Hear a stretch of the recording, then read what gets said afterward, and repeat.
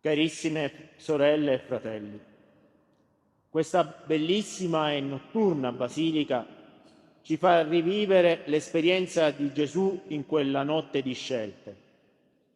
La scelta dell'obbedienza, la scelta di rinunciare alla propria volontà, di arrendersi e di abbandonarsi nelle mani del Padre. Ci sono momenti in cui siamo tutti chiamati a compiere delle scelte altrettanto personali e fondamentali nella nostra vita e siamo chiamati a farlo da soli. È sul silenzio che avvolge questi momenti su cui io voglio riflettere con voi questa sera. Matteo descrive la solitudine di Gesù attraverso delle piccole note, quasi impercettibili nel suo racconto. Gesù viene con i discepoli in questo luogo. Plasticamente si intravedono due gruppi, da una parte Gesù e dall'altra quello dei suoi discepoli. Subito dopo Gesù lascia gli 8 poco distanti e prende con sé Pietro, Giacomo e Giovanni. Ancora una volta l'espressione di 2 distinti gruppi.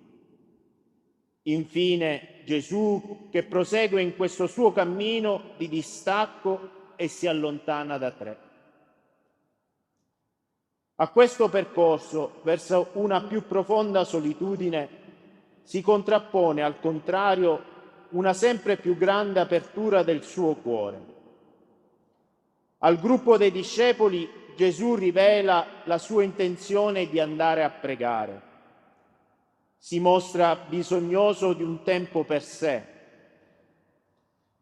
Matteo aveva già riportato le raccomandazioni di Gesù ad ogni buon discepolo su una preghiera fatta in modo personale e in un luogo isolato. Quando tu preghi, entra nella tua camera, chiudi la porta e prega il Padre tuo che è nel segreto. Aveva anche narrato di Gesù che si ritira in preghiera. Gesù, cioè, in quella notte rivela anche ai discepoli una sua intima necessità, ma solo con i 3, con Pietro, Giacomo e Giovanni, apre completamente il suo cuore. La mia anima è triste fino alla morte. Restate qui e vegliate con me. Ancora una volta, in queste sue parole, Gesù mostra la sua solitudine. Loro 3 devono pregare con Lui. Loro insieme da una parte, Lui da solo un poco più avanti. C'è in quelle parole la rivelazione di una solitudine che si distende sulla sua anima come un'ombra mentre scende la notte e lo avvolge sempre di più. C'è in quel suo chiedere sostegno nella preghiera la consapevolezza di una forza che rischia di mancargli e che almeno fino a quel momento Gesù continua a cercare nel conforto e nella vicinanza altrui. Tale vicinanza la cerca dagli uomini e la cerca da Dio. La prima preghiera di Gesù si apre con l'invocazione Padre mio e si conclude con un tu. In mezzo le parole che richiamano la sofferenza, un calice da bere, una scelta ardua da compiere, un sì difficile da pronunciare. Gesù sa che lo deve dire lui, da solo. Il Padre gli ha indicato la via. I discepoli sono andati con lui. Ma quel sì è tutto suo, è con la sua voce che lo deve pronunciare. Dopo questa preghiera, Gesù cerca ancora la vicinanza dei discepoli. sveglia Pietro, Giacomo e Giovanni e con una parola, tra la constatazione di una triste realtà e il rimprovero, li esorta a continuare a vegliare con lui. Invita i discepoli a vivere insieme questo momento di attesa. Voi vegliate, voi pregate, insieme per un sostegno reciproco, mentre lui da solo continua la sua preghiera. Lui prega per compiere la volontà del Padre, loro per non entrare in tentazione. Ciò che per Gesù è la prova suprema della sua missione, per i discepoli invece rischia di diventare uno dei momenti più difficili che essi si troveranno ad affrontare nella loro esistenza. Quello cioè di vedere fallire tutto ciò per cui hanno speso la loro vita negli ultimi anni. Gesù di nuovo si allontana, ma questa volta con una consapevolezza diversa. Se deve bere quel calice, non può contare sulla vicinanza dei suoi discepoli. Il loro spirito è pronto, ma la loro carne è debole. Ancora una volta la sua preghiera comincia con un'invocazione accorata, Padre mio, e si conclude di nuovo con un tu.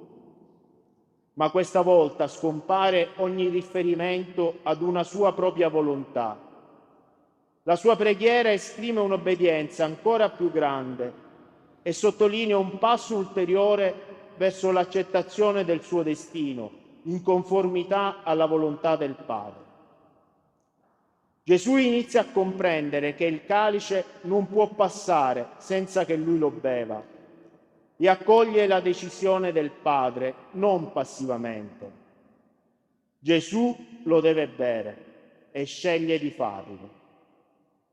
La sua è una decisione cosciente, coerente con tutta la sua vita, durante la quale ha sempre insegnato con le sue parole e i suoi gesti proprio l'obbedienza filiale. Ma c'è un ulteriore passo da compiere. La scelta è la sua, l'ha fatta in prima persona, ma deve accettare anche di vivere le conseguenze di quella scelta in una profonda solitudine. Matteo infatti sottolinea che Gesù va di nuovo verso i discepoli, li ritrova ancora una volta addormentati, ma questa volta non li sveglia. Ritorna di nuovo a pregare per la terza volta ripetendo le stesse parole.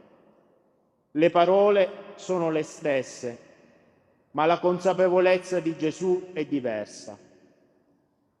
All'obbedienza si aggiunge la decisione di affrontare il tutto da solo. Matteo ci dice li lasciò, non nel senso di un abbandono, ma di un distacco. Gesù li lascia andare per la loro strada. Con i loro tempi lo seguiranno. Si allontaneranno impauriti quella sera, ma ritorneranno a Lui. Lo rinnegheranno, ma saranno poi capaci di confessarlo fino alla morte.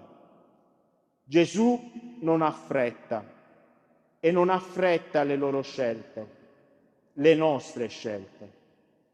Sa che il tempo della decisione di quelle scelte così difficili da compiere nella nostra vita è totalmente personale e Lui sa essere paziente come il Padre. Gesù si allontana di nuovo per pregare per la terza volta in quella notte. La terza preghiera di Gesù, la preghiera perfetta, diventa allora quella in cui si pone da solo in silenzio davanti al Padre. In quel silenzio solitario Gesù ritrova se stesso dopo l'angoscia iniziale. Così ci insegna a non rifugire da questo silenzio, anzi, piuttosto a cercarlo. Proprio in quei momenti così decisivi per la nostra vita, a volte possiamo sentire il calore di una presenza amica, altre volte l'assenza di ogni sostegno. Ma in fondo l'esperienza di Gesù nel Getsemani svela una verità, forse difficile da accettare, ma non per questo meno reale. Entrare da soli in quel silenzio è la sola via per ritrovare noi stessi, per riscoprire una forza interiore che a volte pensiamo perduta, per accettare un destino che può essere spaventoso o difficile.